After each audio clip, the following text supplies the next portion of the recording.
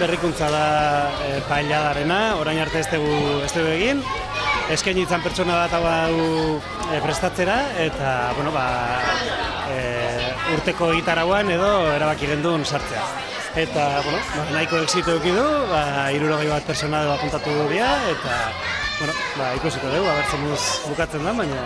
Nik probatu dut pixkat eta oso ona dago, Aber, laster jarraitzen dudan paella jaten.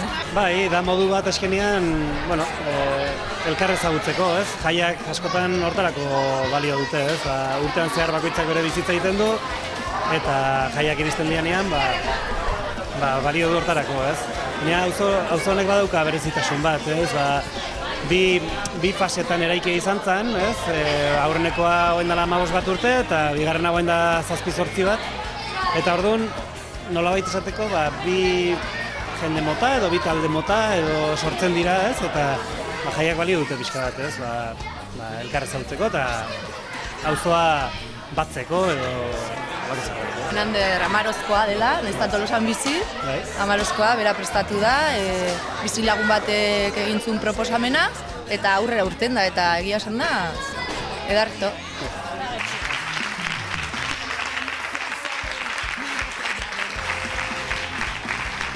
Egin dut oilaskoarekin eta kostillarekin, eta jarri ditut, 70, 80 pertsonantzako inguru. Bi ordu terdiko lana izan dut, eta, asmatzea dek. Arroza zenbat denbora behar duen ikusi, eta, bakoitzak ikusi behar dut ze apetito da gan, eta, nahi dunantzako bi aldiz hartzea izango du posilia. Paella oso goxoa, artista bat etorri zaigu Amarotzetik itea, bere borondatez, eta oso goxoa prestatu egu. Hemen aiga baina auzo giron, pixka bat kaltzen, eta festak aberbukatzea egun.